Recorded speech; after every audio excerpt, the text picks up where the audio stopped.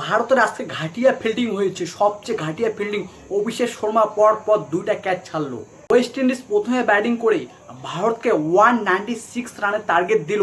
এই রানটা কি ভারত চেস করতে পারবে? কারণ আগে ভারত 173 রান সর্বোচ্চ রান চেস করেছে। এর থেকে বেশি রান এখনও চেস করে নাই ভারত। এই রানটা কি চেস করতে পারবে?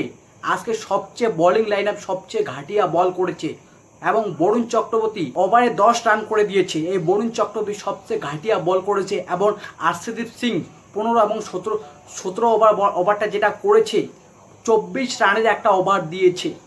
কিভাবে ভারত জিতবে? এরকম করে কি ভারত জিতবে? আমার মনে হয় না যে জিতবে। এরকম ঘাটিয়া খেলা খেললো আজকে এবং আজকে ঘাটিয়া ফিল্ডিং করেছে আমাদের ইন্ডিয়া। অভিষেক শর্মা পর পর দুইটা ভাই এত মোয়া ক্যাচ যেটা হাতে আসছে সেই ক্যাচটাও ছেড়ে দিয়েছে এই অভিষেক শর্মা। সবচেয়ে ঘাটিয়া ফিল্ডিং করেছে আজকে।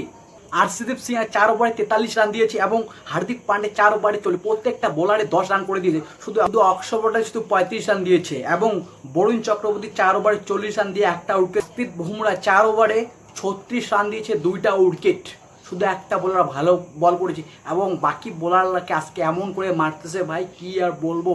19 বলে 34 রান করলো রোমান পল। কি 6-4 মারতেছে ভাই সব বোলারকে এবং জেসন হোল্ডার দুর্দান্ত ভালো খেলেছে আজকে।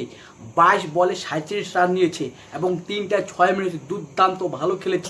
চেস 25 বলে 40 রান। তাকে কিন্তু জাসপ্রীত বুমরা আউট করে দেয়। তাকে যদি আউট না করতো আরও অনেক রান করতো এবং হেডমেয়ারকে তো আগে রুখে দিয়েছে এই বুমরা।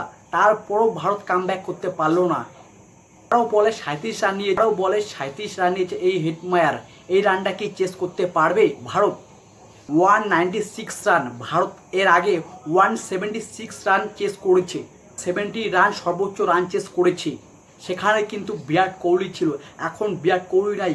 দেখি এই রানটা চেস করতে পারে না কি।